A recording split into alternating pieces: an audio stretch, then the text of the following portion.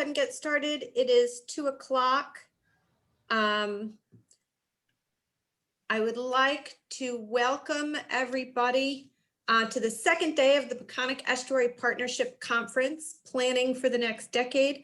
I'm Joyce Novak, the director of the Peconic Estuary Partnership. I'm joined today with our outreach coordinator, Lauren Shear, and Dr. Allison Branco, our session moderator. This inaugural conference, being carried out virtually and spanning 3 days this year, fulfills one of the actions of our new comprehensive conservation management plan to hold a biennial conference in the estuary to ensure our partners are engaged in our work and informed about the emerging science related to water quality, habitat conservation and restoration, and climate change issues. Today, we're focusing on climate change and aiming to further our goal of resilient communities prepared for climate change. Next slide, please, Lauren.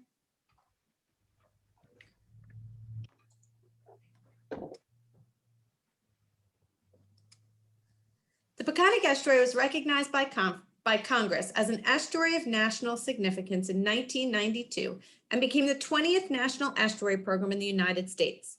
National estuary programs are supported by Section 320 of the U.S. Environmental Protection Agency's Clean Water Act. In 2020, we changed our name to the Peconic Estuary Partnership to reflect the nature of the program, the value of all of our partners, and the understanding that it will take all of us together to find solutions to the issues facing the Peconic watershed. Our mission is to protect and restore the Peconic Estuary and its watershed. Next slide, please. I would like to highlight 3 climate-related projects PEP has completed or that are near completion. First is the climate-based Critical Lands Protection Strategy and Ranking Tool, which is a map-based tool available to municipalities, Peconic Land Trusts, CPF boards, and other groups that work on land preservation in our estuary. This tool prioritizes land parcels that currently support natural habitats, parcels that will need to be preserved to support natural habitats with predicted sea level rise, and protecting groundwater and identifying areas that will experience flooding as a result of rising water levels. Please check out the link to this important tool.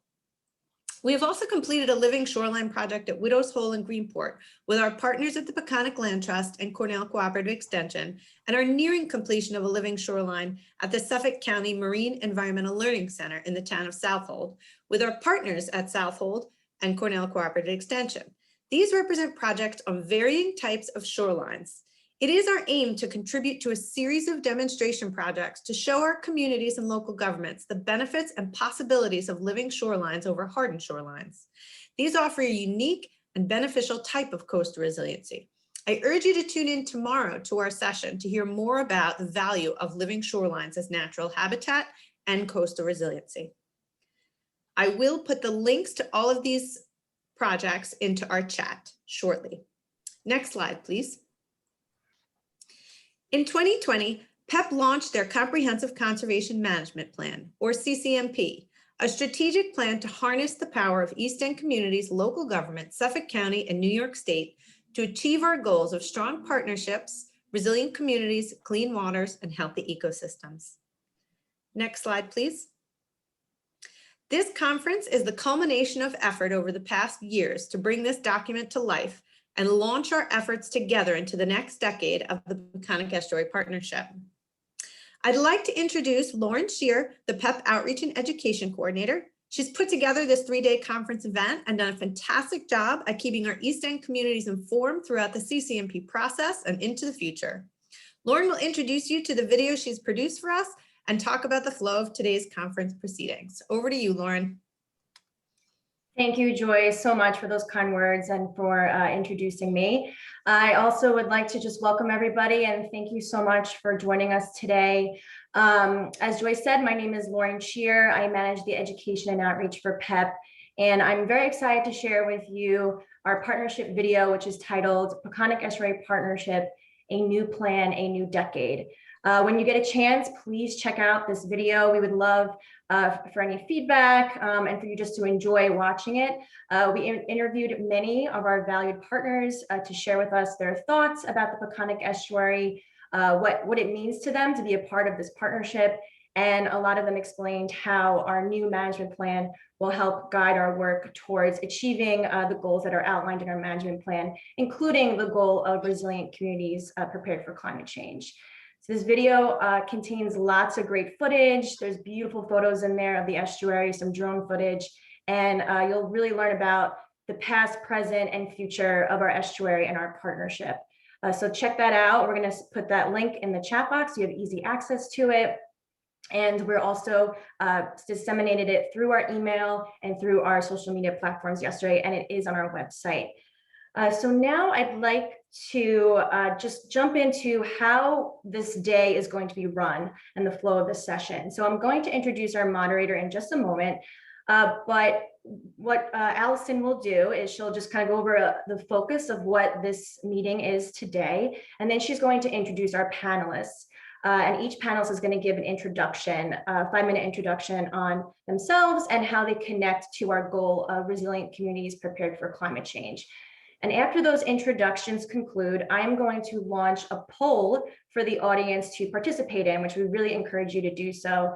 We want this to be an interactive conference, and we'd love to, if you participate in that. And there'll be about 3 questions in that first poll. Then after the poll concludes, Allison is going to introduce the panelist discussion. And that's when she'll be asking our panelists questions to initiate this fruitful conversation that we really want to have to start having answers to what are we going to do next to start developing resilient communities prepared for climate change around our estuary. And then after the panelist discussion, I'm going to launch a final poll for you to participate in, and there'll be just 2 questions at that moment. And then when the final poll is done, then we'll open it up to a Q&A for the audience to be able to ask questions to our panelists. And we're hoping that'll be around 3:40, 3:45 today, which will be about 15, 20 minutes before we close at 4.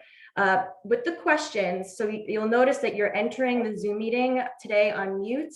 And we have it that way just because we expect a lot of participants and we just want to minimize distractions. However, we really want to encourage you to participate. And so we encourage you to use the chat box, which is a feature in your Zoom toolbar. And we're asking people to direct their questions and their comments at any time during the meeting to Joyce Novak, our director. She's going to be the only person that's going to be monitoring the chat box for those questions. So if you want to have a chance to be able to have your question addressed, definitely send it to Joyce so she can collect that for that session, section of the session. And then of course, feel free to use it at the end as well. I also would like to note, we expect, again, a lot of participants, so we may not get to all the questions, so we will try our best. And if we don't, we'll try to contact you after this meeting so we can answer your question then. So we'll try our best to try to answer everybody. Would like to also make a note that this session is being recorded. So if you have to leave early or if someone you know couldn't participate, we will disseminate this recording through our platforms at a later date. So you'll have access to this. And then just another note that we're going to encourage you to participate in our polls. So with that, I am going to now introduce our moderator for the climate change session, which is Dr. Allison Branco, the Director of Coastal Programs for the Nature Conservancy in New York. Thank you so much, Allison, for being our moderator today. We are thrilled to have you, and I'm going to pass it off to you now. Thank you, Lauren. Hi, everyone. I'm so glad to be back with Conic Estuary Partners, my favorite place, my favorite people. So as Lauren said, I'm the Director of Coastal Programs for the Nature Conservancy in New York. And what that means is that I work on a statewide climate adaptation team. And our mission is really to help communities understand the risks that they're facing because of climate change and sort of sort through some of the options they have for addressing these risks. And ultimately, what we really want to see is more programs, more funding, more actions, and more support for localities who are on the hook for a lot of those things that really help to promote the long-term health of both people and nature in all of our floodplains, along the coast, around the rivers, even the Great Lakes. You can go to the next slide, Lauren. So as Lauren and Joyce have both mentioned, the new CCMP for the Conic Estuary Partnership really lays out some important actions related to climate change. And I won't read them all to you, you can see them here on the slide, but there are a few detailed ones, but really they fall into a few categories. First and foremost, we want to be always considering climate change in everything that we're doing in and around the estuary. And that can happen in all sorts of official and unofficial ways, but we know that it's going to impact everything that we're doing. PEP is here as a shared resource for all of us. And so the Peconic Estuary Partnership itself, its staff, its programs, are really a resource for all of you on this call that have some sort of a role in protecting the estuary. So it's important that PEP is able to provide information and services. They have some things to offer already, but they also need to hear from all of you about what your needs are. And I will say, in addition to the PEP staff themselves, there are many other partners that you see if you scroll through the participants on Zoom, including myself and my team at the Nature Conservancy, Mark and his team at the state. A lot of different local governments can help one another. We have tons of great academic partners, all sorts of resources. And then also in our varied roles in managing this shared resource, the Peconic Estuary, we want to do everything we can to keep it healthy and make choices that offer the best outcomes for people in nature long into the future in light of all the changes we're seeing. And then lastly, we want to make sure that the community at large is informed about climate change. We want them to understand what's happening and why, and we want them to support the actions of government agencies who have a role to play here, of community groups who have a role to play here, and then we also want them doing everything they can within their own sphere of influence. Go to the next one, Lauren. So this is a lot of important work that needs to be done. It's a tall order and it's going to take all of us to do it, which is why this partnership is so important. So today we're going to hear from a few folks and have hopefully a lively discussion. And these are just some of the important players in this partnership doing work to help to accomplish these climate goals of the Peconic Estuary Partnership. And I'm really hoping that you will leave here feeling better informed, or well informed at least, with some good ideas and inspired to go and do whatever it is that you have the ability to do in your job or your life to help all of us achieve these goals for the Peconic Estuary Partnership. So what will happen, like Lauren said, I'm going to introduce each of these people. I'm going to introduce a person and they're going to give us about a 5-minute introduction to themselves and what their role is. And then when we get through all of them, then we have lots of questions. We have some in advance that we received and that I have, and then we'll take questions from everyone as well. I'll just remind our panelists, please try and keep it short and sweet. We just want a bit of an introduction, and I'll start waving at you when you get close to 5 minutes. And we'll start with Minghua Zhang, who's a professor at Stony Brook University in the School of Marine and Atmospheric Sciences. And what we've asked him for really is to start us off by laying the groundwork with what are the climate change issues that we're seeing here on Long Island. What are we expecting? And how do we know about all of that? So Minghua.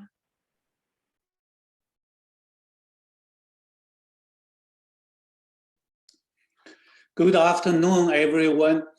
I want to thank Joyce and Alison for the invitation. I will share with you a few slides about climate change and the latest information, and then what it means for Suffolk and Nassau County. So next slide.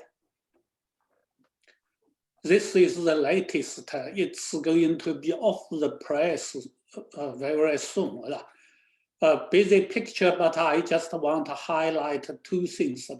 The first line is the 6,000-year record of temperature. Basically, it's the history of human civilization, and at the end of the 150 years, you see this rapid increase of temperature, global mean. Then going to the lower left, you have the red curve and the blue curve. The red is the temperature over land relative to the beginning of the 19th century. It's 1.44 degree over land warming, and then over the ocean it's less. Now this is globally averaged, as you will see on the right hand, the bottom. the warming is primarily occurring over land and in the northern hemisphere. So we are experiencing more than the global average changing. And the two maps, one is the changing rate before 1980. The other is after 2018, sorry. So the rate is much faster in recent decades. Now, next is about sea level rise. So this picture shows how we understand the sea level rise. It's a past record. It's used to demonstrate the method.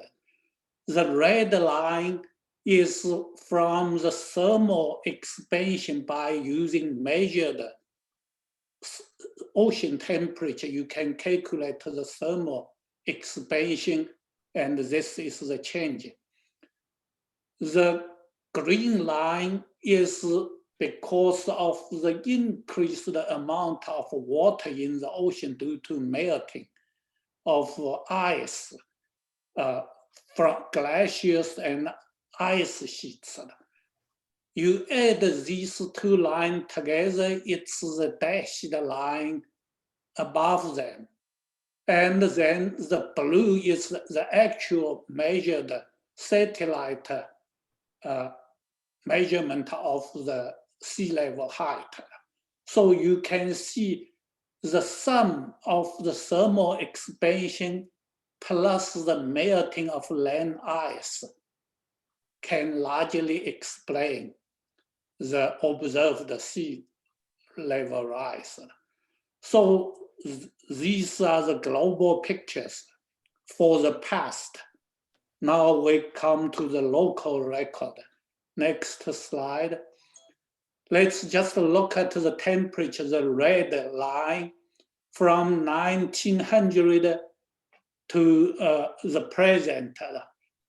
This is in Fahrenheit. Roughly, we experienced the increase like from 49 annually averaged to about 53, 54. So it's about 3 to 5, around 4 to 5 degrees Celsius Fahrenheit increase of temperature in the last century.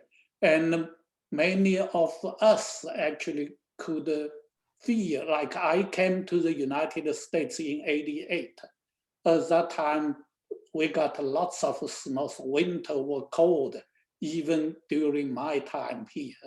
So I think some of you probably experienced the same thing. That's the range of temperature. Next slide. Sea level rise. The top curve is the battery park, the bottom one is at Montauk. And so over the 100-year period, it's about 1.5 feet in this region. Next slide. Now the projection for the future. It's a busy slide, so I'm going to explain it slowly. Since we just talked about the sea level rise, let's look at the lower half, the green panel. And then let's look at one single panel on the left. You have 2050 and 2090. So one is about 30 years later. Another is about 70 years later. And then let's look at the 2050s. You have two bars. The dark green is the median projection. Even the median projection has this uncertainty. It's about 13 inches. Then the light green is 18 inches. So the magnitude is about the size, to make it simple, just like the increase in the last 100 years, roughly on this order of magnitude. Now, then go into 2090s, it's roughly going to double. And so this panel is from one emission scenario, we called it RCP in the last IPCC report. And I would say, given the actions the governments are taking, this is probably the more likely scenario. On the right-hand side, that panel has a larger increase of sea level rise. And this is the business as usual scenario in 2014. So this bottom one is the sea level rise for 2 time snapshots for 2 scenarios. Then go into the top, the red, that's the temperature, the projected warming. And these numbers are for NASA and Suffolk County, not global. So if you look at the RCP 4.9 by 2050, the increase, the median range is 4 degrees Fahrenheit. And the 90th percentile or the top 10th percentile is about 6 degrees Fahrenheit. Now, this is roughly the same degree in the last increase in the last 100 years. So it's easy to think that way about what people will experience in about 30 years. And going to the next 70 years, temperature is going to rise, but not double. However, sea level is going to double because the heat is going to take time to penetrate to the deeper side, and so the expansion would continue. So this is the projection, and then it's not uniform. Certain regions have higher, and we happen to be in the region with relatively high sea level rise. When you compare with the global, that's in the next slide. So this is the distribution of projected sea level rise by the end of the century, in about 70 years. It's about 1 meter in this RCP 4.9 scenario, and then the business as usual emission, it's going to be more. So now this is the mean rise. Obviously, it changes with season, and for sea level flooding, it's the variation that matters more, because you just need one flooding to do the damage. Next slide is about uncertainties. How we do this is the last slide. How we do the projection. One is global model to do the global warming simulation, because that gets the temperature and the thermal expansion. For land glacier, I think we have a rough idea, because the temperature basically determines the melting rate. For the ice sheet contribution, that's the biggest uncertainty. Greenland ice and the Antarctic ice. For steric contribution, that's the thermal expansion. Roughly, it should be right. And then for the glacial rebound, we call it isostatic adjustment. We also have rough ideas. So in terms of the global sea level projection, the ice sheet is the biggest uncertainty because say chunks of ice sheet can break. But these chunks broke in the past too, because that's a normal process. So you don't know, say, how it's warming will cause the breakup. Nevertheless, the rise is certain, the warming is certain. And so we need to do the preparation. Even so, we don't know exactly how much. I think by now, people can imagine in 30 years, roughly we are going to experience the changing in the last 120 years. Then the next 40 years, it's going to double that, depending on whether the Antarctic ice sheet really breaks up. That would raise the sea level a lot. And my own research is, one is about global changing exactly the magnitude, another is the regional storm changing, because flooding is associated with storm surge, adding to sea level rise. So these are what I have to share with you, and I look forward to hearing from others. Thank you. Thank you so much, Professor Zhang. I really appreciate that. So now we have our baseline. Sea level is rising for shore.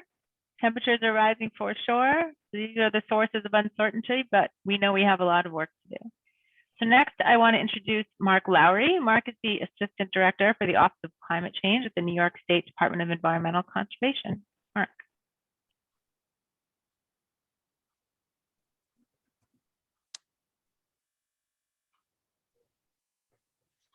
Oh, you're on mute, Mark. You would think I would have learned that by now. Sorry about that. Thank you. Again, Mark Lowry, Assistant Director of DEC's Office of Climate Change. I'll just say a few words to introduce the office and perhaps about myself. I actually started my career 33 years ago in Suffolk County in DEC's Stony Brook office as the deer biologist. And my career has wended its way to where it is now as I look at the end of that career.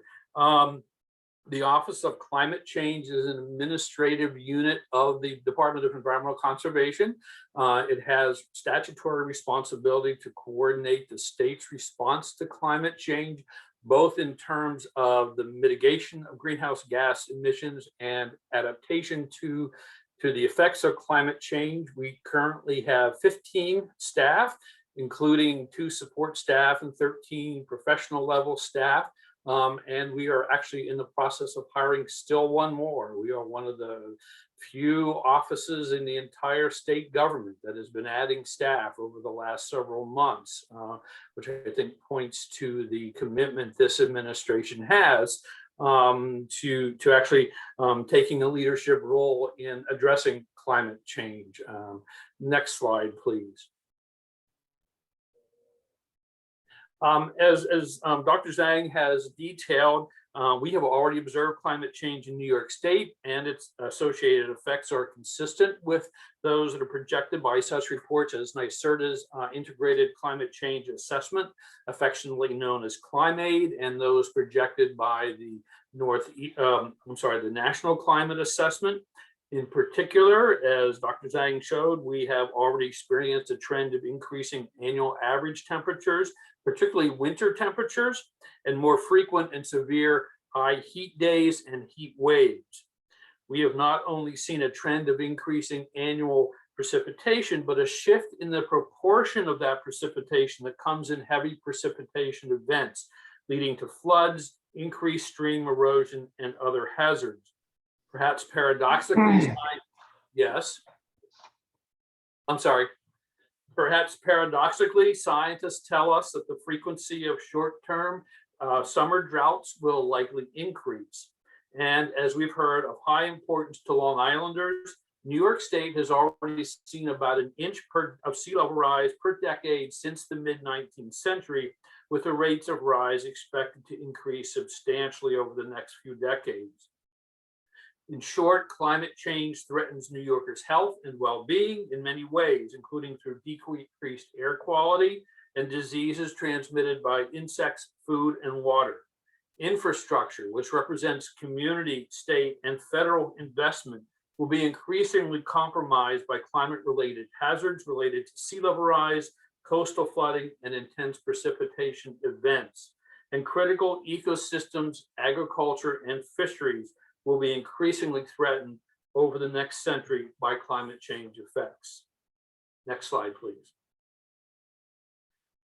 In response to the local threats, New York State enacted the Community Risk and Resiliency Act in 2014 to ensure consideration of sea level rise, storm surge, and flooding in a limited number of state programs.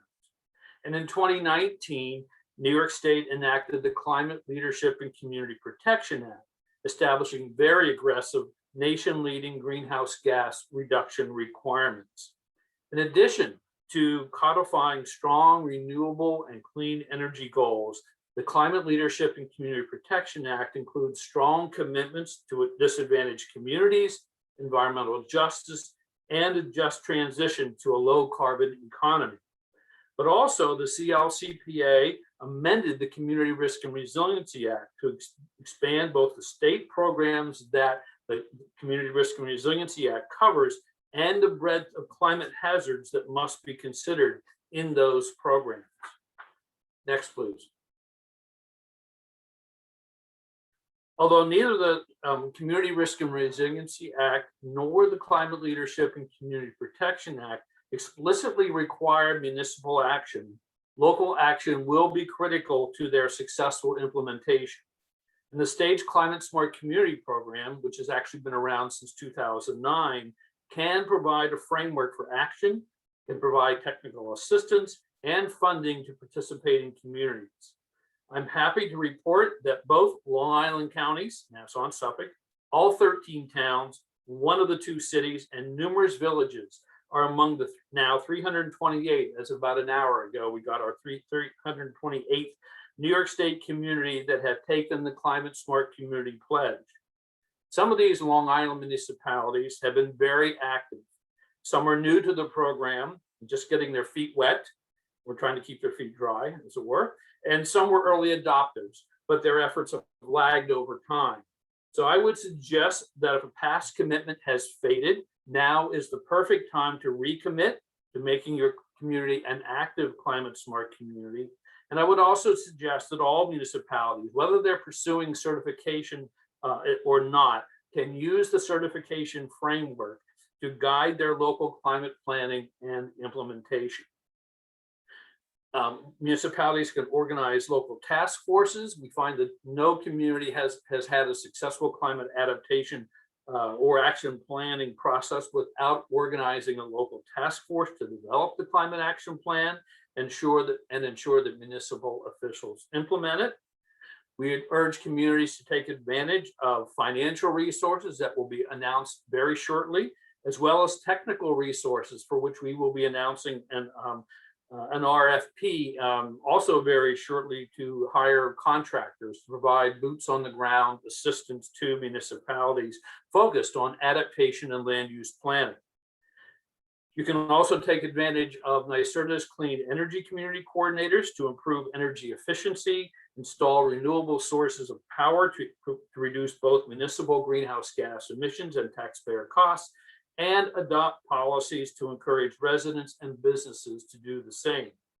Your plan should also consider how your community will adapt to changing climatic conditions, and we can provide some help along those lines as well. And finally, I would emphasize that mitigating and adapting to climate change is not a one-off project, nor a short-term commitment. This fight will require a long-term commitment, but our DEC, our partner agencies in the Climate Smart Communities Program and the Climate Smart Communities Program itself are committed to being here to help. So I will pause there and look forward to questions and discussion later. Thank you. Thank you so much, Mark. And now the next panelist I would like to introduce is Peter Van Scoyac. He is East Hampton's Town Supervisor. Thank you, Dr. Branco. It's good to see you, and we appreciate the partnership that we've had with the Conic Estuary Partnership, as well as Nature Conservancy and all the many other regional and local environmental groups. And I'm very honored to be here with this quite distinguished panel. For me, climate change impacts on our local environment are easy to see for the careful observer, and you know, there's something that really, you know, influenced the way that I have proceeded as a public official. I've been an elected official in East Hampton town for 10 years, having served 2 terms as councilman, and I'm in my 2nd term as supervisor. Prior to that, I served on the Zoning Board of Appeals in 1995 through 2000, at a time when a number of coastal storms really raged through the region. The Halloween storm, the perfect storm, Hurricane Bob, and there were a lot of coastal issues as a result of that. Next slide, please. But I don't think it was until Superstorm Sandy that, you know, really the idea of climate change affecting our local environment hit home. Superstorm Sandy was really a game changer because of the size of the storm. 1,000 miles wide. We were relatively spared out here on the East End compared to some other areas nearby. Slide, please. But those impacts could be seen. That first shot was a downtown Montauk Hotel Row. This is residents on the north side on Block Island Sound. Slide, please. This is near Accabonac Harbor, Accabonac Creek. This is Girard Drive, overwashed by the storm, road torn up. You can see the houses at risk in the background as well. Next slide, please. And we've also seen other impacts in town, like harmful algal blooms have really increased exponentially, a sign of the warming waters, coupled with you know, nitrogen from septics, but also the atmospheric deposition of nitrogen, acid rain, and other pollutants. Think about the air traffic and all the vehicles all across the country, and all of that air pollution precipitating out of the atmosphere as temperatures change, and it drops in, also impairing our waters. Next slide, please. And then, of course, there's the invasion and migration of non-native species due to warming temperatures. This is what the forests of Northwest Woods in East Hampton look like now, primarily Pinus rigida, or you know, pitch pine forests, although white pines are also affected by the beetles. They never could survive here, but now to the warmer winter months, the temperature is above 13 degrees for more than, never below 13 degrees for more than 2 weeks anymore. There's very little ice skating. We all used to ice skate and ice boat years ago. Can't do any of that now. Tens of thousands of trees have been lost in the Northwest. This strikes home for me because we lost 600 trees on the property, almost no trees left. As you know, trees are a great source of sequestering carbon. So, you know, planting trees to make up for those losses is important. Next slide, please. We've seen recently the cow-nose ray show up into our Peconic Bay and harbors. This is a southern species that may incidentally appeared in the past, but now are coming in large numbers. And why is this significant? Because much like the pitch pine locally, these local environments, ecosystems evolved without these species and are ill-equipped to combat them or balance them. Cow-nose rays are credited with eating large numbers of shellfish, which is an important part of our Peconic Bay ecosystem. Scallops are particularly vulnerable. We know that the last 2 years we had complete collapse of the scallop population due to probably a multitude of reasons, but all of them likely driven by warming waters. Next slide, please. So the town of East Hampton has worked hard to address the causes of climate change as well as mitigate the impacts. Next slide, please. We adopted 100% renewable energy goal back in 2014. We were the first community in the state to do so. This is a map of coastal CARP, which is our Coastal Assessment Resiliency Planning effort. This is funded through a grant by the Department of State, New York State Department of State, and NYSERDA grant funding. And it's a comprehensive study underway now. Phase 1 was completed, which did an assessment of those properties at risk within the township and what the monetary impacts and environmental impacts of that would be. This map shows the 9 hotspot regions within the township. On the right of the screen, you see Montauk and the village of East Hampton on the far western side to the left. South Fork is among is I think in the top 2 regions in terms of the most property value and tax base loss potential due to sea level rise and storm impacts. So this is a very serious issue. The CARP planning sort of surprised some of us. We thought that the greatest potential impacts would be on the south side and the ocean. In fact, the inundation on the north side is much higher. Next slide, please. This is another means that we have used to try to combat climate change. Obviously, solar panels, solar energy, renewable energy is big on the list. This is the first megawatt scale solar farm on the South Fork. It's on a repurposed abandoned brush dump. Next slide, please.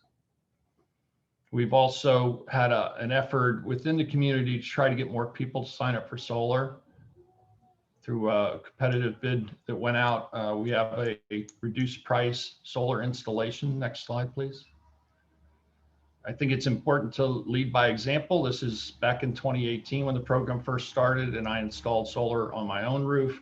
You can see 117% of my energy use since 2018 has been covered by solar. So I'm actually pumping back onto the grid over 3,500 kilowatt hours and save $4,600.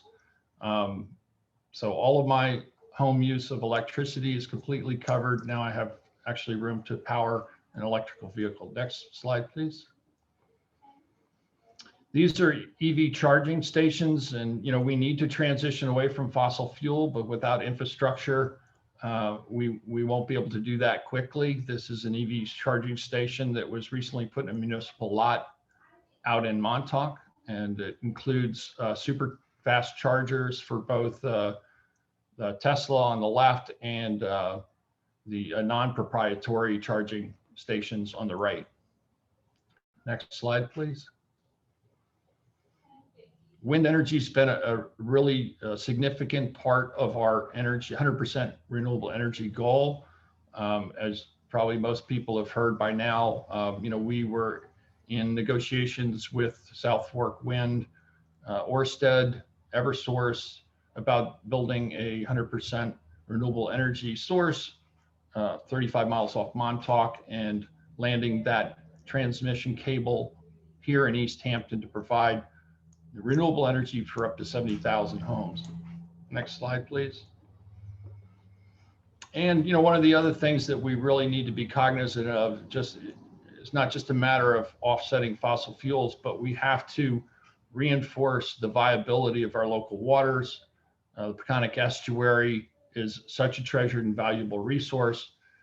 We have an aquaculture program in town that actually started after the brown tide back in, I think 1987 was when it first kicked off.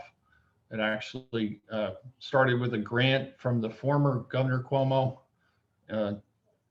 current Andrew Cuomo's father, and still active to date. Here you can see on the left, oyster gardeners working in the town's oyster garden program that I started with our aquaculture director, Barley Dunn. It's now entering its 4th year. We started with 10 participants. I think we have well over 100 and are in 5 different harbors. Next slide, please. So I just want to say that East Hampton's worked hard to address these issues, but it's not something we can do alone. The partnership throughout the region is incredibly important. We also share that resource, which is so precious, the Peconic Bay. And we stand willing to be partners with our neighbors here and really appreciate the opportunity to participate. Thank you. Thanks, Peter. Lots of great ideas and inspiration there for other towns. And next, we're going to hear from another town board member, Riverhead Town Councilman Catherine Kent. Hi, everybody. It's very nice to be here, and certainly I have appreciated the information from the other panelists today. I'm going to take a little step backwards and talk about moving a community forward. Prior to being on the town board in Riverhead, and this is my 4th year on the town board in Riverhead, I was a teacher in Riverhead for 33 years. So one thing that prompted me to get involved and run for office was looking at what some of the things that were moving forward in the town that I was not happy with. For example, 5-story buildings being built on our main street along the Peconic River, which changing the character and the look of our downtown, as well as, putting such density in a fragile area. So I'd like to if we could go to the next slide. I'm just going to go over a little bit of getting your community on board, because in Riverhead, although we do solve a lot of regional issues in our area, for example, we have the only operating sewer and scavenger plant, but then we do come upon challenges in Riverhead because we do have limited resources. So for me, when I got into office, I have quite a few committees, but 2 of the first things I did was I formed a downtown revitalization committee, and I formed an environmental advisory committee. The first thing with the advisory committee that I felt was important is to assess your community, to figure out where your community stands, what people are thinking, and once you know where people are, then you move forward from there. Give your community members a voice. I formed the Environmental Advisory Committee. It's 15 members. The way I went about it was I put out a press release talking about the committee, collected resumes, and interviewed people. And the reason I did it like that was, those of you who are in government know that a lot of times the committees tend to be the same group of people that are moved around from different committees. And I knew that there was a lot of talent in our community, and I wanted to bring in some new people into the fold. As we first began, we set clear goals. We worked on having a clear, concise mission statement, so we had a plan. And then from there, we moved to Mark Lowry talked about the New York State Climate Smart Community Program. And the reason we really liked that is it helps you set goals. It's easy to move forward. There are a lot of resources, and it was a great place for Riverhead to get going. I think it's important when you're moving through issues like this that you keep a checklist, so that we keep a checklist and follow, so that we know we're on target. And I also think with a committee, it's important to celebrate successes. I'd find that sometimes the group would get discouraged and feel as though we weren't moving forward fast enough, or we weren't getting things done. So it was important to pay attention and make sure that we were accomplishing things. By the way, this picture is half of the committee on a field trip to the recycling plant. Such exciting things. I think it's important with committees to build partnerships. Certainly, listen to Peter speaking today, East Hampton, we aspire to get a lot of the things done that you guys are doing out in East Hampton. For me, it was important right from the get-go to form a relationship and work well with my other board members, because if it takes 3 votes to get things through on a board. So I would meet with fellow board members one-on-one and work with them on things that I wanted to get through. I had to form a good relationship with department heads. The people who work for the town see a lot of elected people come and go, but they're always there working, and there needed to be a level of trust.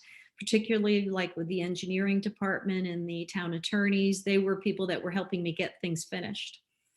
As I said, neighboring towns, we learn from neighboring towns, and we're able to work with Southold, and we looked at Brookhaven, and certainly Southampton and East Hampton when we're doing things, bringing in community groups. We work well with the local school district. Certainly, since I'm a teacher, that was a relationship that I was able to foster. We recently did a water conservation initiative that we did with the school district. We supplied materials for the school district to save money on their irrigation. We also worked and did a brochure and a pamphlet on water conservation. We work with Suffolk Community College and Stony Brook. We have representatives from a professor from Stony Brook and students from Suffolk Community that serve on our committee. And I will say that we have a wide range of age on our committee, which is really wonderful because the young people and the college students do bring a certain energy to the group that's really keeps things moving along. Obviously, we work with other environmental organizations. We have people on our committee that serve on lots of environmental groups and bring a lot of institutional knowledge to the group. In fact, we actually have two former council people on our group, Barbara Blass and George Bartnick, who were former council people in Riverhead. We work with the county. Al Krupski has been a really wonderful partner for us. Al is a great resource for me when I'm working on environmental issues. And he's also been really key in Riverhead for helping us preserve land. And certainly with the state, we worked well. Mark Lowry was good about coming down and did a program for us in Riverhead and has been a really great resource for us. I think it's important that you keep your community informed. We've been able to do that. I think it's when you're informing your community, it can be overwhelming when you talk simply about climate change globally. It's important to bring it down and personalize it on the local level. You're more likely to get the community on board when you show them exactly what's happening in your town. We ran programs. Mark came down and did a program for us on climate change, which we ran on the local government channel. And Mark, I have to tell you that it ran for about 6 months, almost daily. So I do feel like a lot of people were able to see that, and hopefully we were bringing them on board. We have done brochures, and we're looking to do an online newsletter to keep people informed. We did little public service announcements. We had little cartoons on the IA systems. And we've had regular community updates. I will often have the committee report out at a work session because the press picks it up and the information gets out, and it's a way to keep things moving along. So if we could go to the next slide.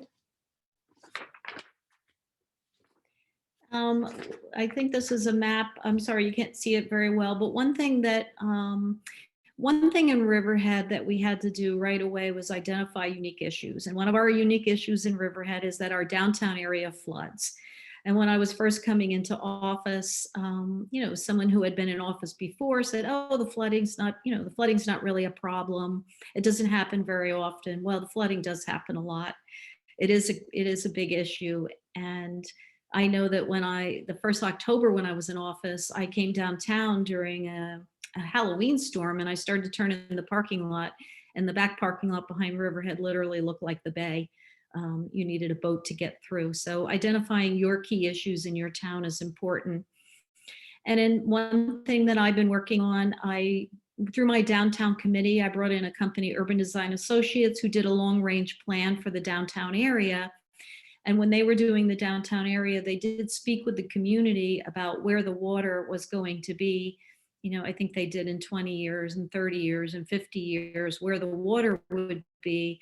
And, it wasn't the slides they showed us weren't necessarily scientific slides, but they did go by the current, how the shoreline was changing currently and then projected into the future, and showed the community where the water would be well beyond our main street at some point. And I think that was a turning point for the community to start to see where the real issues were in Riverhead.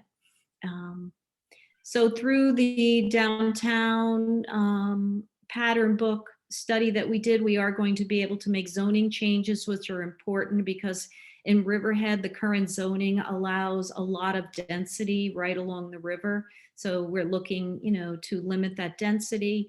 We're also working on a master plan update, which is really very important. The master plan had not been updated in Riverhead since 2003. So just some other issues that I put up here, but I have to say that I'm very pleased to be a partner with Conic Estuary Partnership and hope that I can keep things moving along in Riverhead. I'm currently serving on the town board, but I'm also running for supervisor. So thank you for giving me an opportunity to talk today. Thank you so much, Catherine. And last but certainly not least, I want to introduce Al Krupski, who is a Suffolk County legislator representing District 1, which is roughly the northern half of the Peconic Estuary Partnership's watershed. Thank you, Allison. I really appreciate the invitation to this. This reminds me years ago, 21 years ago, the Nature Conservancy had a lot of the different the local regulatory bodies out to Shelter Island to a meeting. And the concern was the proliferation of shoreline hardening. And when you take a look at the different examples of shoreline hardening here and the impacts, and the first one really shows the beach loss and cutting off public access. And that was the big concern then. And you could see it over 20 years ago. It was prevalent at Peconic Bay.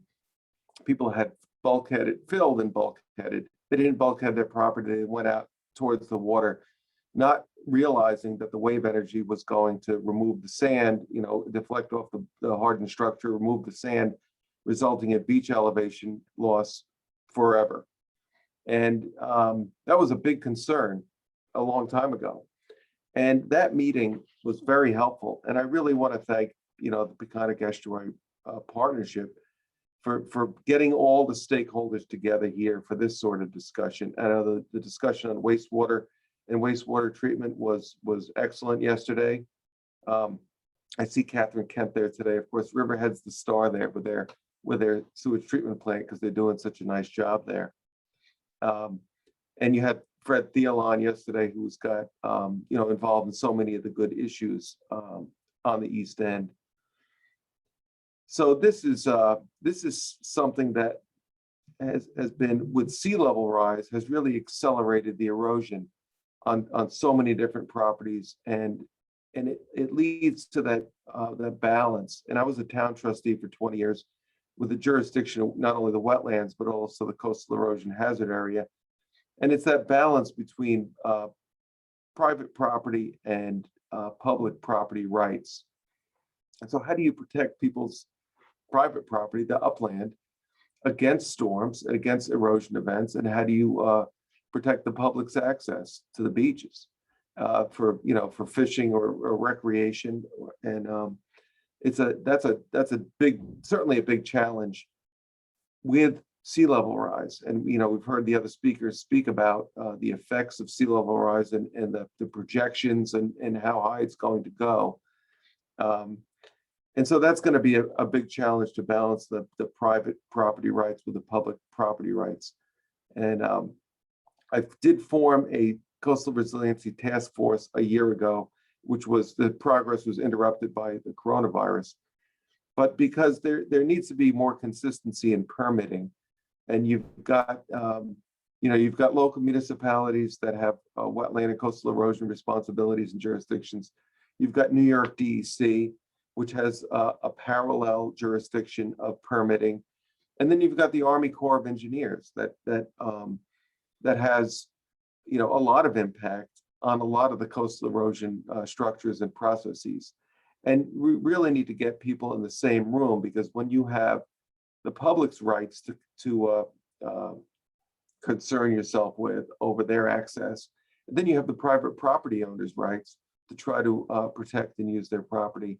You really need to have a consistent permitting message to try to answer all those questions. And I think that's been my goal, is to try to get some consistency in permitting, because you can't leave people with two different masters trying to find a solution. If you could go to the next slide. So this is a picture of some efforts, and you talk about partnerships. So Cornell Cooperative Extension, and I know this one is the at the Shinnecock Nation property there over in Shinnecock Bay, and I was able to go over there a couple of years ago when Cornell conducted their shoreline restoration work. And I do want to thank my staff here, because Gwen Schroeder and Catherine Stark and John Stipe have been excellent in helping me not just put this together, but overall try to work on a lot of these different shoreline issues. So if you look at what the Cornell Cooperative Extension did, and they also had another forum, I know it was mentioned earlier, about the living shorelines and the different programs they're doing to try to promote the living shorelines. as an effective measure to preserve people's properties and protect people's properties in storm events. And a hardened structure is one solution, but once you put that hardened structure in, you really own it. And that is literally the line that you're willing to defend at all costs. And it becomes that line on a map, but then it becomes a matter of elevating that line. What elevation are you willing to go to? And so that becomes the challenge. When you do a living shoreline, like Cornell is doing, like you can see the one here at the Shinnecock Nation. And if you go to the ones that they're piloting behind their Marine Learning Center, their Schmelk in Southold, you can see there's different options for homeowners. And I think those are good to go and take a look at.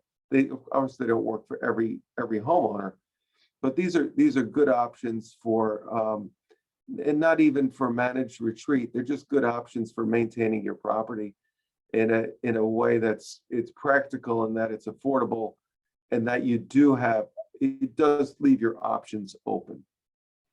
If you go to the next one. So another thing that's I think is really important is drainage, and I think that that as we get these larger storm events that other speakers have spoken about, we need to, the drainage does two things. One big problem, of course, is pathogens and nutrients washing directly into our water bodies, and the bioretention swale. It is a great example, and we call it the 477 fund. That's a water quality fund that's collected in Suffolk County from the 0.25% sales tax. It's part of that sales tax revenue. And it's spent on projects like this in Greenport, and Greenport had to provide a match, the village, and they did a number of these in the village. And so the water containing the pathogens and the nutrients doesn't run directly into the bay, in this case, Greenport Harbor. And all of this drainage, and there's a lot of it that you don't even see, all of this drainage also recharges our aquifer. So on a day like today, we're getting that added bonus of recharging the fresh water that we need in the aquifer. So then the other picture on the right is the causeway, and that just shows that kind of leads me to the next point I wanted to make, is that when you have all this infrastructure, now you've got to take at great expense, you've got to maintain it, and you can see the cement wall on the south side of the causeway, and then all the stone revetment on the outside of that to protect that causeway from the wave's energy. It does not protect it from sea level rise. It only protects it from washing away in a major storm event. And so you've got to take all these extraordinary steps when you have this infrastructure that now people rely on. The Army Corps of Engineers has been working on this FIMP, which is Fire Island to Montauk Point, to try to restore the beaches on the ocean. And mostly they call it a structural solution, which is to pump a lot of sand onto the ocean. And unfortunately, a lot of the study in the last 60 years, they've been working on this. A lot of it had to do with raising roads, because this road itself, you can see the drain there, which drains probably directly into the bay, Orient Harbor. This road isn't protected from flooding. And the only way to protect infrastructure from flooding is to elevate it. And the FIMP was almost $2 billion. And it at one point they were discussing raising roads, and then they abandoned it. And because when you raise roads, and you can see in this picture, Dam Pond is on the north side of the road. So it's already an estuary, tidal estuary connected to Orient Harbor, and Orient Harbor on the south side of the road. So you already have, if you raise the road there, you wouldn't change anything in a storm event. You have water on both sides. The complicating factor is if you raise roads in certain areas, now you've sort of not landlocked, but waterlocked your areas, and you've cut them off in major storm events. So it is a complicated, raising all this infrastructure is going to be complicated, but it's something that we're going to have to address as we get into more flooding and more sunny day flooding. And that's a big problem. I have to say that in response to all the great work that East Hampton is doing there, and Peter Van Scoik laid out all their energy retrofits and whatnot. Suffolk County has been doing, and I don't know if they've been doing the same job or a better job or anything like that, but they've been doing a similar work for a long time on their energy use and trying to reduce their energy footprint. It's been they've had a lot of good success stories of upgrading mechanicals and lighting and fleet maintenance and whatnot to really help with our energy footprint. And finally, one of the speakers, I think Mark Lowry spoke about, he spoke about how climate change is affecting our natural world. And to that, I'm on a lot of meetings. There's a lot of concern about food production and food security, and not just in Suffolk County, but throughout the country and throughout the world, and how climate change is going to change our environment, and how you're going to get, severe storms will flood, crops out and drown them out, or you get extended periods of drought, which will make it almost impossible to produce food in some areas in some years, because you're not going to get the regular amount of precipitation that you could rely on. So there's a big, there are a lot of challenges there from climate change, but thank you to Peconic Estuary Partnership for, helping to get people together to try to address them. Great. Thanks, Al. So thank you so much to all of our panelists for giving those introductions. And now we're going to have a little bit of a poll. I'm going to let Lauren take charge of this, and then we'll move on to questions and discussion. Thank you, Allison. So I'm going to launch the first poll question, which is, what do you consider to be a priority climate change issue for PEP partners to focus on? And for this question, you can choose more than one answer. So I'll give a little bit of time for the participants to start responding.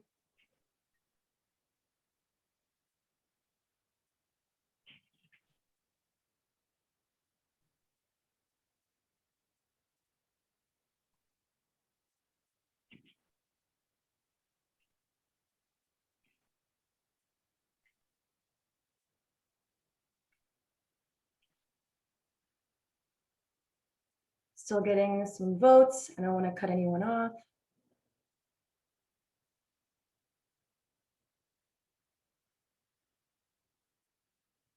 Okay, it looks like the numbers are stopping, so I'm going to end the poll and I'm going to share the results.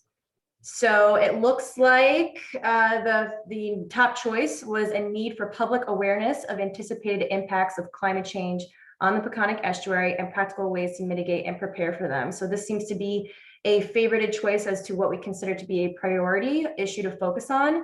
A close second looks like a need for tools and assistance to local governments to mitigate and adapt to the impacts of climate change. But of course, the other three also are very important issues. So thank you for participating in that. I am going to stop sharing those results. Question number 2 is, what barriers do towns and communities face in moving forward with climate resilience? So you can also choose more than one option here as well.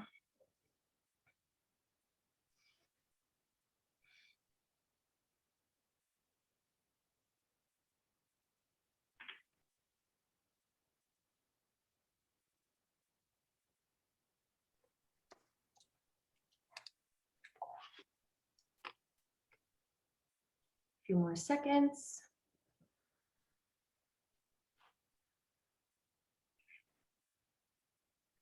Okay, looks like the numbers are stopping. I'm going to end this poll and share the results. So what barriers do towns and communities face in moving forward with climate resilience? It looks like a top choice is funds to carry out the work. And the second choice is confusion and a lack of education about solutions. So education seems to be a big focus here so far. And the third is lack of knowledge of the issues surrounding climate change. Thank you for participating in that. And then we just have one more. Question 3. What areas of climate resilience what areas of climate resilience efforts would you like to see more education and information about? So choose all that apply.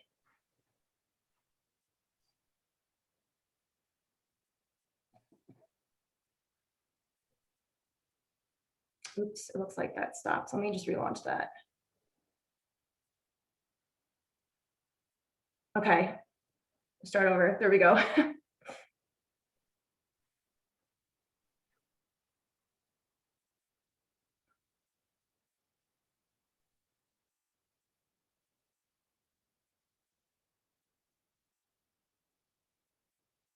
Okay, a few more seconds.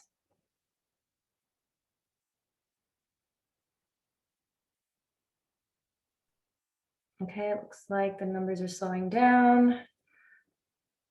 Okay, I'll end that poll and I'm going to share the results. And it looks like we have a tie here. So we want more information and education about climate smart communities and local government efforts are the top two choices there. Second choice is Suffolk County's Coastal Resilience and Sea Level Rise Task Force. And then the New York State Climate Change Policy. So some of the things that we touched today in our introductions, it looks like people want to learn more about these climate smart communities and local government efforts. So thank you for participating in that poll. I'm going to stop the results and we will regroup with a poll at the end of the panel discussion. So now, Allison, I will pass it back to you to begin the panelist discussion. Thank you, Lauren. This is great. It looks like we picked all the right speakers to answer all these questions that people have interest in. So well done on that. So I would just want to start with a question. How do you deal with or respond to people in your areas that are skeptical about climate change and sea level rise and the need to do something about it? And I'll open that up to any of the panelists that want to touch on it. Well, I could just say from my standpoint, it's not too difficult for me to point out local examples of how climate change is affecting the way we live here. And the examples are coming more frequently and more severe all the time. And I've really seen, I think, a real change, and it started with Sandy, in people's understanding and belief in the fact that, well, the climate is warming and it does present significant threats to us. Great. Maybe one other panelist might want to. Yeah, Peter's right. There's a lot of local examples, whether you're looking at the shoreline. Obviously, if you live on the shoreline, you can see it yourself over the years. If you're looking at patterns of wildlife, like the Canada goose, when I was a kid, they never landed here. And now there's a big local population that really helped to degrade our water quality and destroy our cover crops. So there's examples that we can use that are pretty obvious. And I'm going to jump in on that, personalizing it. I mean, for me, I live along the Long Island Sound. So, I mean, certainly I have seen a change in the shoreline right by me, you know, due to the increase in the storms. I think it's important that we keep it local. And I also think it's important that we personalize it for people. That's great advice. Thank you. Maybe next I'll go to Dr. Zhang. We know that, and maybe not everyone knows this, you were part of a team that won the Nobel Prize with Vice President Gore that reported on some of the early climate change predictions. Can you maybe just talk very briefly about how some of that climate science and those projections have changed since the 90s when we first started hearing about this problem in the public eye? So the last IPCC report, the Intergovernmental Panel for Climate Change, was released in 2014. And the next one is going to be released either later this year or next year. The projected warming in terms of magnitude is more or less the same. So we are not going to see big changes in terms of the projected warming intensity. But the range of uncertainty is reduced a little because of better understanding of the climate system and a narrowing range of emission scenarios. Great. Thank you. Next, I'll do a question from the participants today from Judy Weiss. She's asking about, do all of us know how fast our tidal marshes are elevating relative to sea level rise?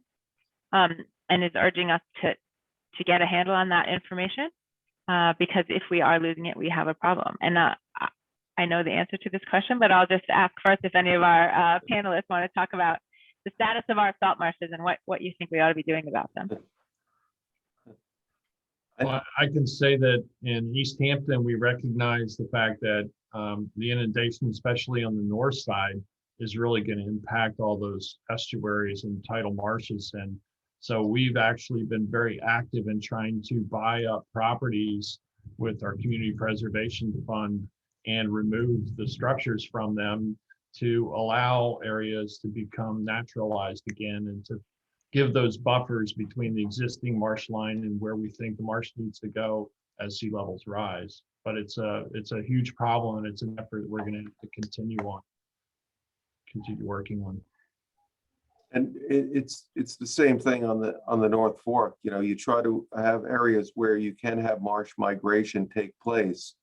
And I don't know, I guess, Allison, you're going to inform us whether the marsh migration can take place at the same pace as sea level rise, because I think that's going to be the question, especially in areas that are naturalized where you have, regular hardwood forest, and you have a marsh fringe, and you can see if those patents will march uphill as the oak or the hardwood forest dies off because of the salt inundation. And the marsh islands, unfortunately, we've seen them start to disappear in many areas, in many of the creeks, and that's been that's a great concern, because they were a great buffer. They trapped sediment that was, all the turbidity that was in the water, and they provided for a great filter for the marshes. So to Peter's point, thank you for talking about land preservation. It is critically important to keep preserving as much land as we can. There is really only one shot at it, and that's the only thing that's going to help with marsh migration, is to not have the hardened structures, so the marsh can keep working its way naturally, inland. That's great. Thank you both for that. I think that's the solution. Our marshes they're doing their best to vertically keep up, but they really can't keep pace between sea level rise speeding up and a lot of their sediment sources being choked off by hardening and dredging and things like that. So migrating inland is really their only hope. And as we all know, we've built our development right up to the edge of the marsh in a lot of places. So we have some things to work on to give them a little room to move.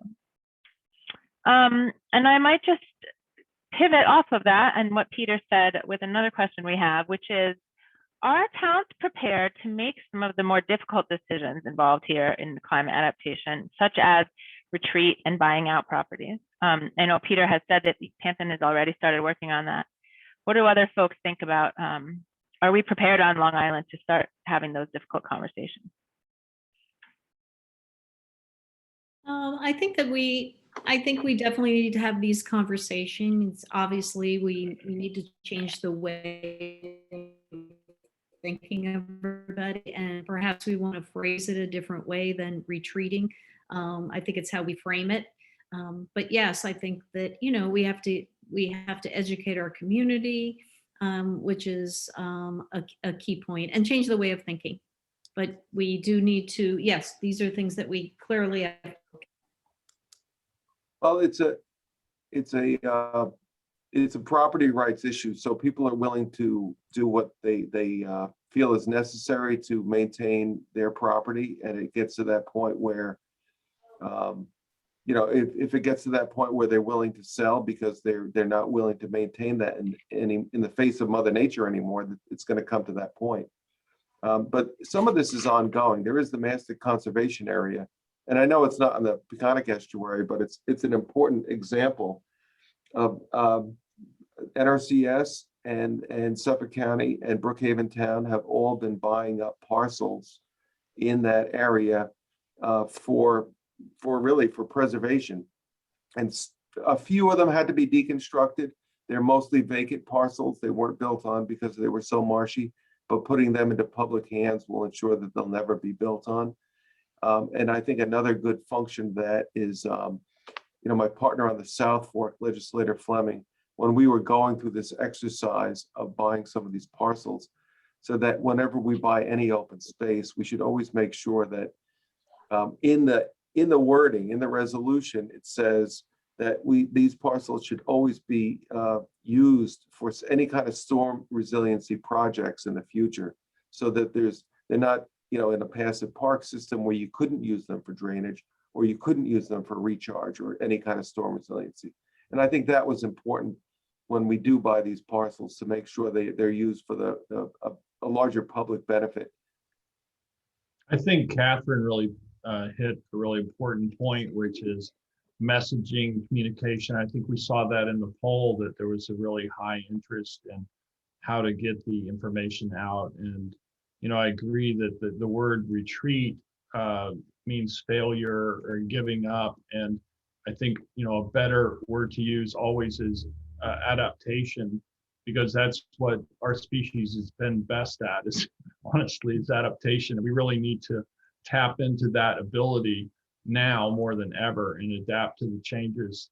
And it doesn't have to be a negative thing. I mean, we have such a great opportunity to redevelop and change the way we live into a more sustainable, way of living that really benefits everyone across the board. And, it's a very difficult conversation to have with many who may have worked their whole lives to get that dream property, in retirement right on the waterfront, or families that have lived along there for decades and tried to convince them that we need to give Mother Nature room to live, and that there's a greater public benefit long term.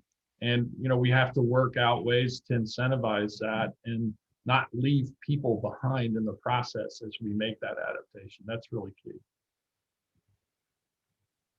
Great, thank you all. Just one next thing, question- No, go ahead. I just wanted to mention, it is a challenge for us in Riverhead resources because of our CPF fund. So I'm always looking and hoping to share resources with other towns, because we do, let's face it, we do all share the same waterways. Thanks, Catherine. Mark, there was a lot of interest you saw in the poll about some of the state legislation and programs. And so maybe you can just speak a little bit more about, with all of this activity happening at the state level, what tools is that providing for our local governments for some of their climate adaptation decisions that need to happen in communities?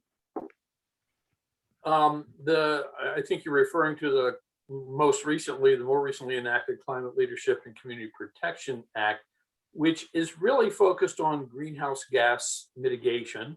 There is an amendment, the CLCPA did amend the Community Risk and Resiliency Act, but not in a way that provided more resources or authority to municipalities. Neither of these laws explicitly addresses municipalities or local action. That said, the Climate Action Council, which is appointed pursuant to the CLCPA, is required by the law to appoint at least 6 specific advisory panels. It's actually now appointed a 7th one.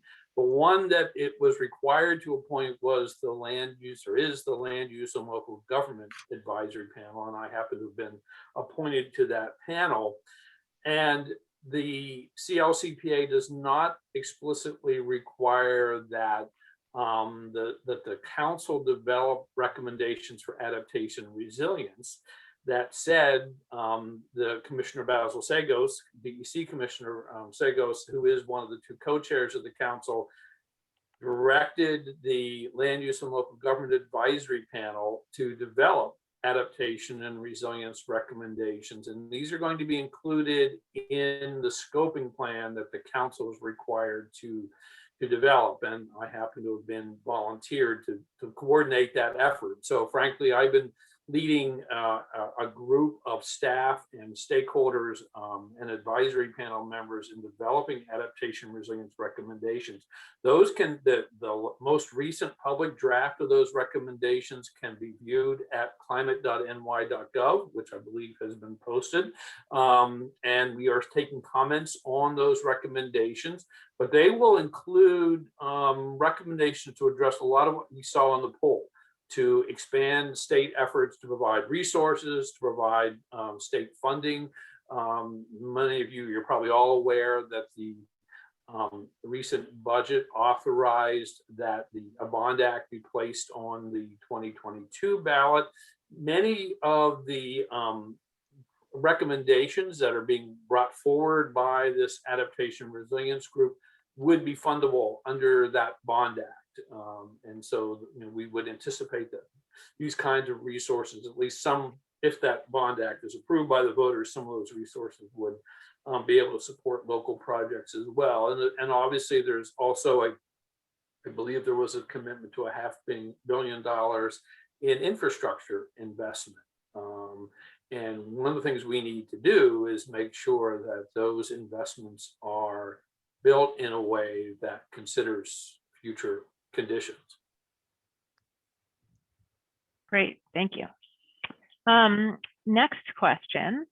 Are you, and I assume this will be directed to, I guess, the state and local governments, county and towns, are you beginning to plan for the financial impacts of climate change?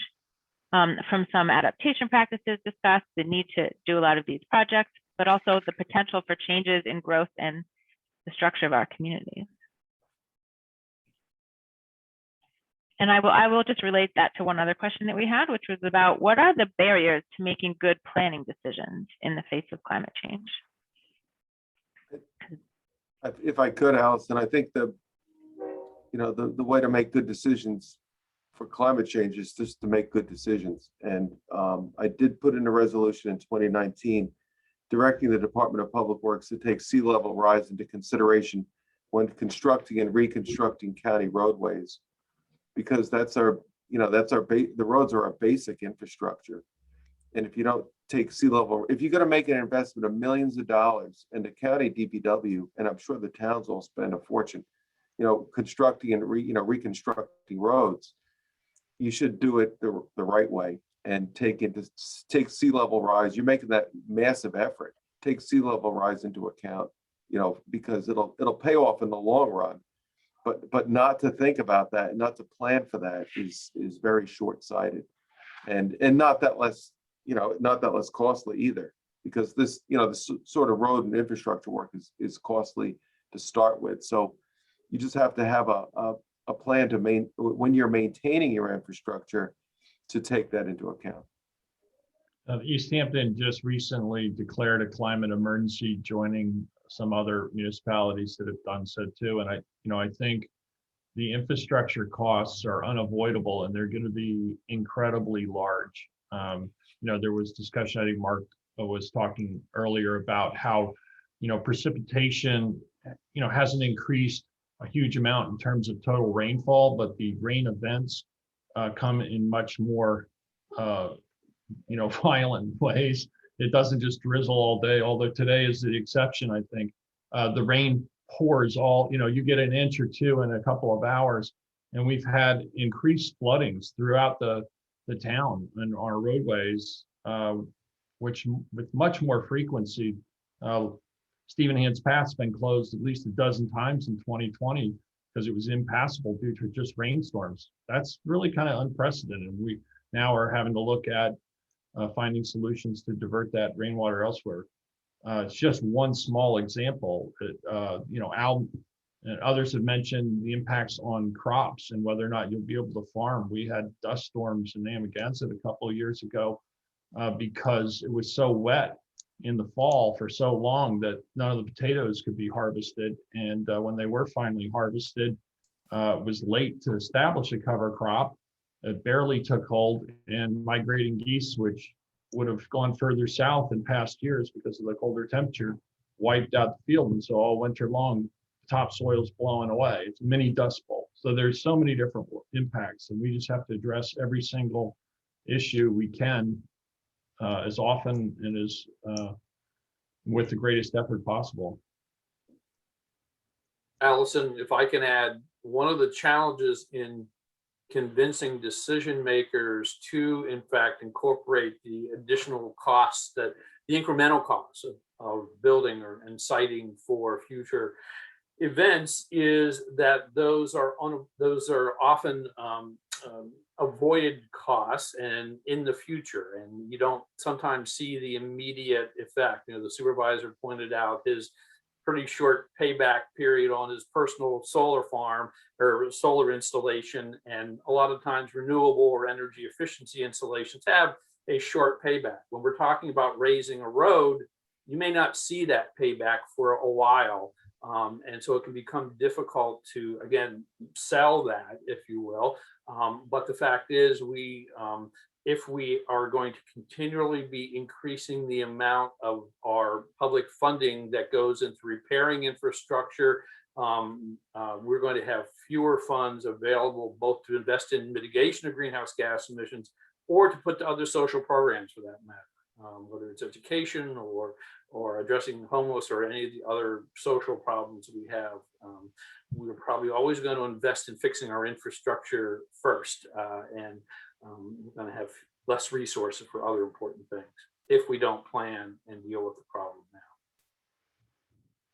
And certainly, Mark, that's something that worked well for us. I mean, we did make a big deal just changing out our LED lights in our downtown area and throughout our town was such a huge savings to us.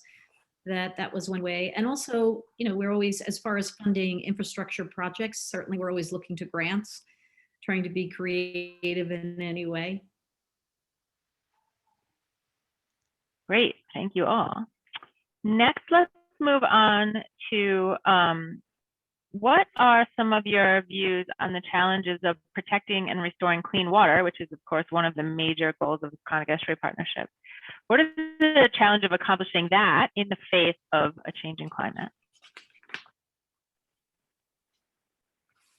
Well, I think we know that nitrogen is a major source of pollution in both our groundwater and surface waters, and we've seen the impacts of that throughout our town and throughout Conic Bay region.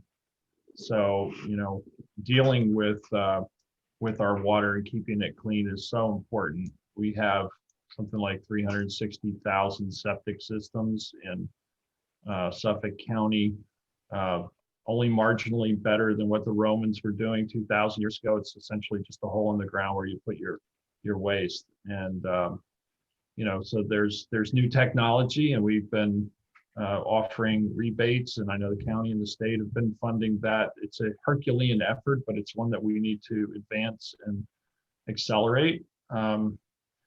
That's certainly, you know, one aspect. And then, you know, there are just the way we live on the land and what we put on the land, whether it's fertilizers or insecticides, pesticides. We really need to be very cognizant about the impacts of that, and really leaving enough open space and vegetation to naturally filter our waters is important as well.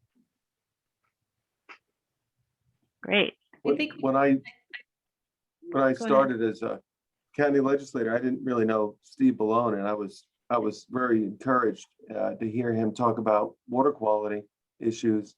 And he really put his shoulder against the problem and pushed pretty hard. And we have so many dedicated people who have worked. And in the health department, county DPW, county planning, and they included all the, you know, and they included all the towns and villages in the discussion about water quality improvements and wastewater treatment. And, you know, the towns and villages were great partners in working on these, you know, different systems for wastewater treatment, the small residential IA systems for wastewater treatment. And the county invested in Riverhead's amazing effort to upgrade their sewage treatment plant to water the county golf course next door. I mean, those types of examples have been outstanding. But it really goes back to one of my favorite topics, which is drainage, because you do keep any kind of surface contaminants out of directly out of the estuaries, and you do recharge your aquifers. And it's a day like today, there's a lot of good work going on recharging the aquifer if you have the drainage in place. The problem is getting the money to do enough of the drainage, and so because there's very little, you see very few press conferences or ribbon cuttings around the sump or around the road drain, even though those structures are doing so much work for your community, short and long term. And so there's got to be a recognition of investing in that sort of basic water quality. I think we need to change the way of thinking as to the chemicals that we're putting into our water, starting with this idea that we have to have this perfect 1950s looking green lawn. I think we need to certainly change the landscape idea. And I also think we need to talk more about long-term health problems associated with chemicals and just, try to work on the chemicals that we're putting into our water. All good suggestions. Okay, here's a good one. It's a bit of a quiz. So can any of you name or talk about a zoning tool or a rule or a law or related new response to climate change and sea level rise that is worth seriously examining? Well, we've undertaken, as I mentioned earlier, coastal assessment and resiliency planning. And at the same time, we were conducting hamlet studies for business districts within the town. And in Montauk particularly, we have an imperiled downtown in some way similar to what Catherine spoke about with the flooding there that they experienced in Riverhead, but this is directly abutting the Atlantic Ocean. And while we had an emergency stabilization project that put sandbags in front of those hotels I showed you in the very first slide, and we've put sand back on the beach every season to give us a little bit of breathing room, we know that that's not sustainable. And that's to give us enough time to have that discussion about figuring out how to change the zoning, how to encourage and incentivize moving back, and so that we have enough room for a natural dune system. And one of the methods of doing that would be a transfer of development rights, where those resort zoned hotels would be able to rebuild, perhaps with some additional expansion to help incentivize that in areas that are zoned central business proximate to the beach. So they don't, they don't lose their ability to have relatively front row beach access, and that there's an incentivization of making that change. So that's one tool. It needs further exploration and discovery to find out how to make that work, but that's a tool.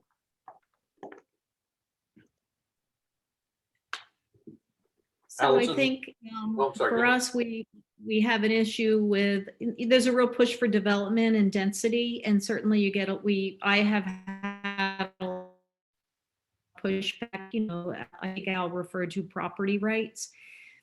But what we have been able to do is through the pattern book, we had a real public process where there were surveys and there were 2 public forums with 100 people. And when you have the community weighing in, it's hard to deny that certainly was a tool for us. And also the master plan update is a great tool for us to use because, those are things that you can't deny and that you can use as a tool to limit development. Great. Did you have something too, Mark? Well, I was just going to add that we have provided some options for amending local building codes. For instance, establishing a higher design flood elevation, higher than the base flood elevation, and some other options, and they're available at climatesmart.ny.gov. We've released that information through the certification program, but any community can use that and refer to it and draw on the model local laws that the Department of State developed pursuant to the Community Risk and Resiliency Act. Thank you for that, Mark. I was going to say something along those lines where, you need to have all the regulatory bodies on the same page and have a consistent reasonable, well thought out approach to, the development and redevelopment that's taking place. We're all in the same estuary, and it's easier for the homeowner. It's easier for the municipality to plan if you have, and to react and to act if you have a consistent regulatory approach. So that's really needed.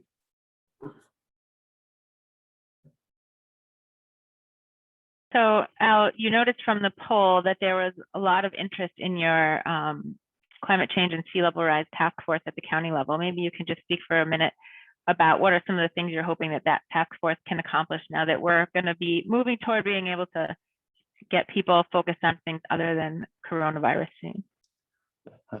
Yeah, we don't we don't address the coronavirus.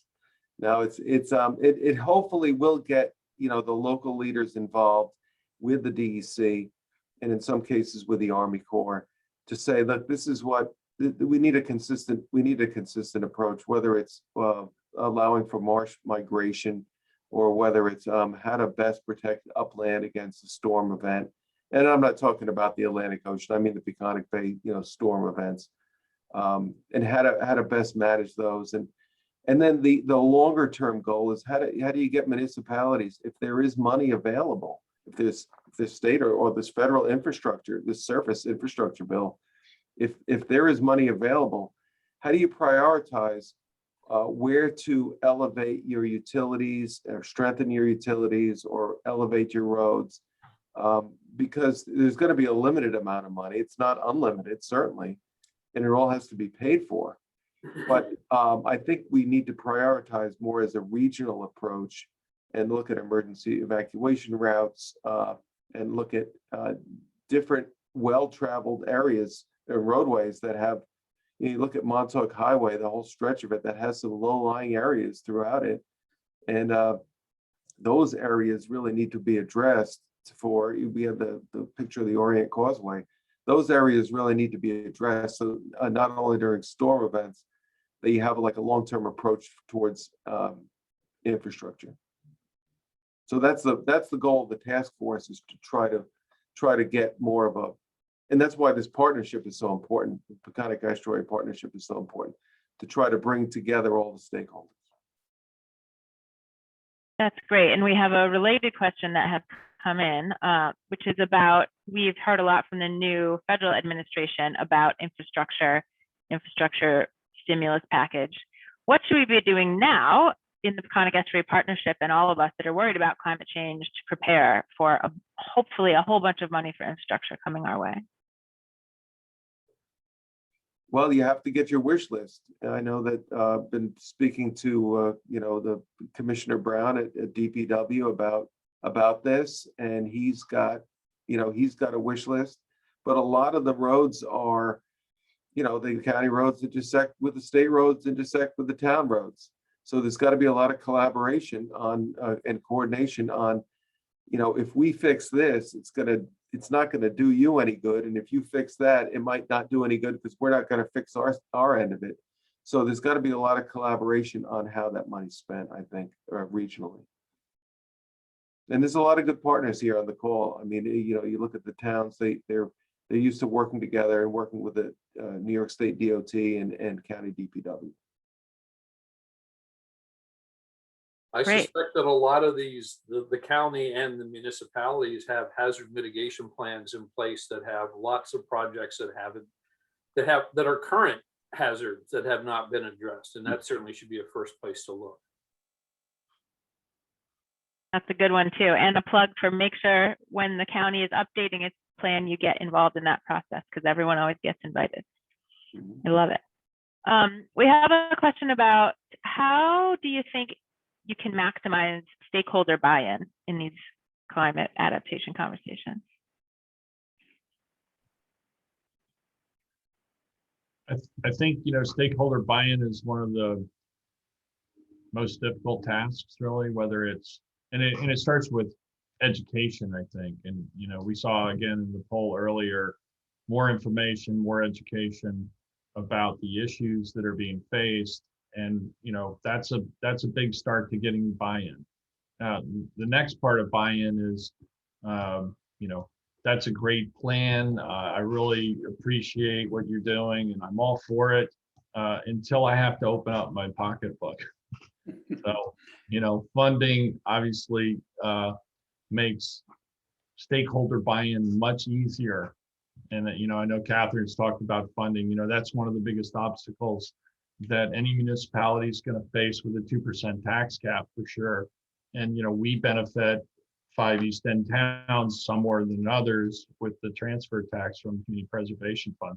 That's been a lifesaver for many, many properties and many projects. And with the addition of water quality improvement percentage, that's continues to help. But we really, I think, should be getting more state funding, more federal funding for these types of projects. The whole Peconic region will benefit economically as well from whatever improvements we make to our local environment and the viability of the estuary. I think stakeholder buy-in, I always think of Fred Thiel's words that the 5 towns around Peconic Bay are like 5 kids in a bathtub. And when one of them does something, it affects the other 4. And so really, to Peter's point, you have to find that common ground and that common benefit. And his point of water quality and land preservation, there's a lot of common ground between all the stakeholders out here that once you get to that, then you can move forward. I just want to say, in terms of the 5 towns in the bathtub, Riverhead has the duck. Riverhead what? They have the big duck. That's right. No, I'm sorry. Actually, the big duck's in Southampton. Is it really? Oh, Yeah. Yes. I'm wrong. I'm sorry. Yeah. Just across the border in Flanders. Allison, So go ahead. I'll just comment from someone who no longer lives on Long Island that education is important, but what we know from the literature in terms of getting buy-in is you need to connect to people's values, because if what you're proposing does not resonate with their values, you can throw all the facts at them that you come up with and it won't change their minds. And back decades ago, when I was actually interacting with farmers on Long Island, for instance, I was always impressed by the people who talked about the many generations their families had been on the island and farming it, and the respect they had for the land. And I think that's something folks on the island should be using to their advantage, talking about how climate change threatens the activities, but whether they're economic or recreational activities that they have known for hundreds of years, and make connections that way, I think could be fruitful. It's a great point. I always say that Long Island is lucky because everyone lives sort of close to the shoreline, no matter where you live on Long Island. So, everyone is sort of personally connected to this issue.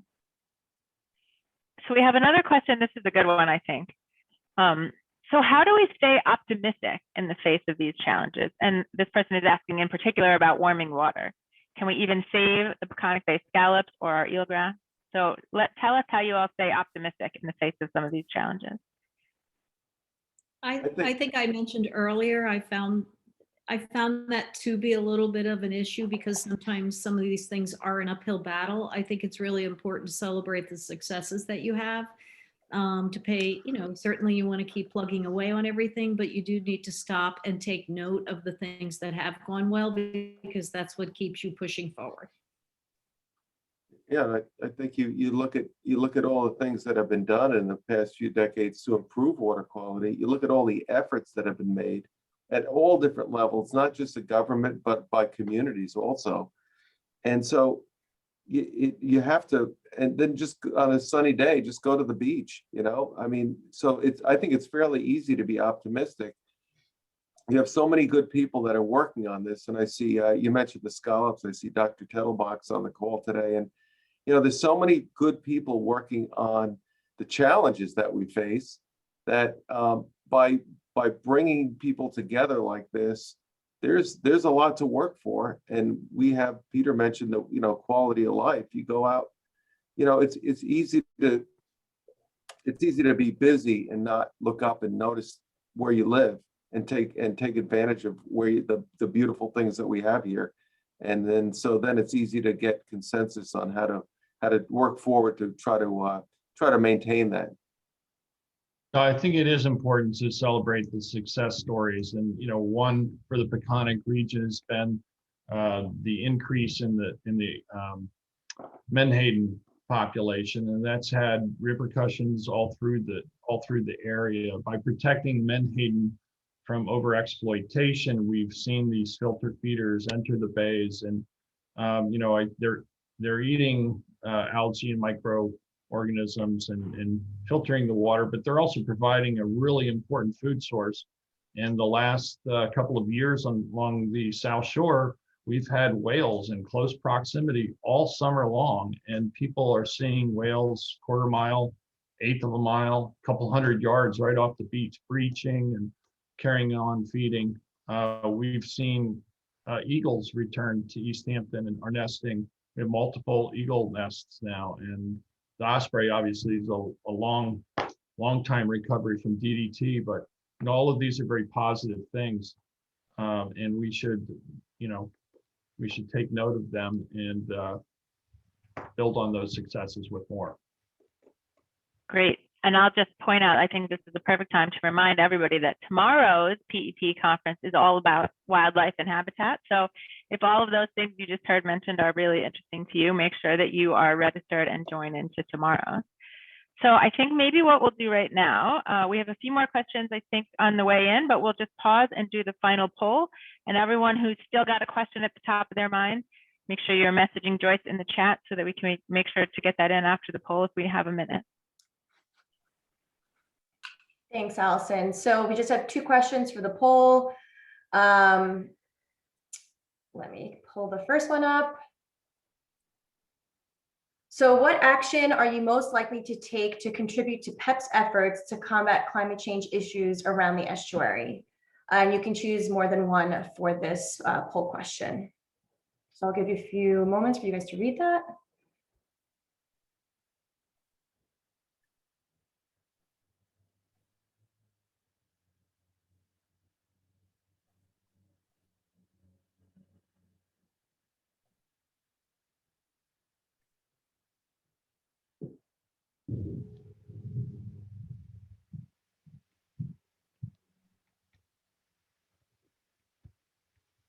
Okay, it looks like we're slowing up on some votes. Okay, I'm going to end the polling in just a couple of seconds.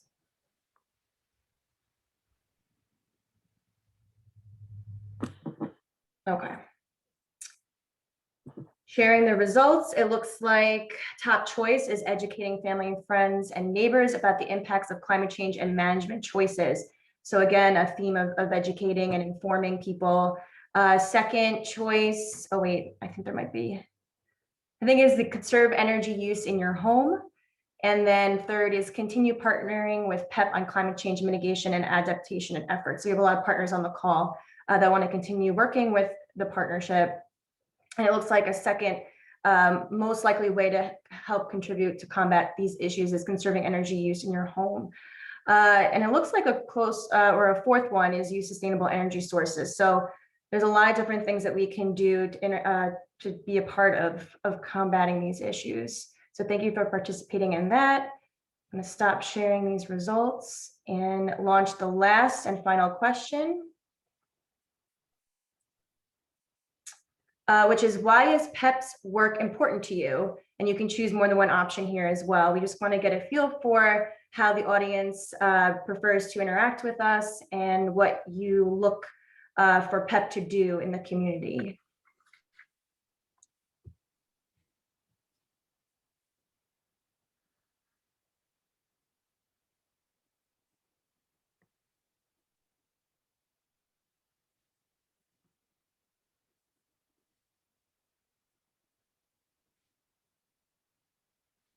Okay, just a few more seconds.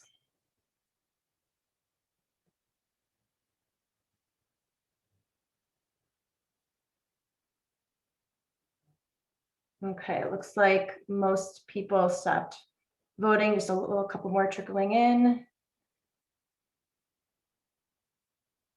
Okay, I'm going to stop there.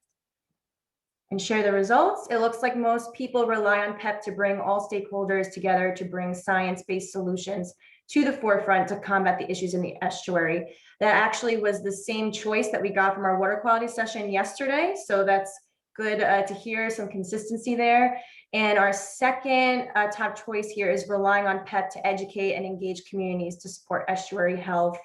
And a close third is partnering with PEP on some climate change projects along with our partners. So thank you for participating in all of these poll questions. It's always helpful to get information as to what our attendees are thinking and feeling about these issues. So we appreciate you being involved in these polls. So I'll stop those results and I will pass it back to Allison to continue the Q&A. It looks like we've gotten almost all of our questions answered, and I know we're getting near the end, and I do want to give Joyce 1 minute on next steps. So maybe we can wrap it up here and follow up with folks whose questions we've missed. First, I just want to congratulate and thank Joyce and Lauren, as well as Sarah and Elizabeth. The staff of the Peconic Estuary Partnership worked so hard, and you guys have put together a really great event today and yesterday, and I'm sure tomorrow's is also going to be great. So thank you, and thanks for letting me be a part of it. And especially thank you to our panelists for joining us today. I think everyone really appreciated all the great information and advice and ideas. And I know that all of us look forward to working together to help keep Peconic Estuary healthy. So I'll turn it over to Joyce to tell us about next steps.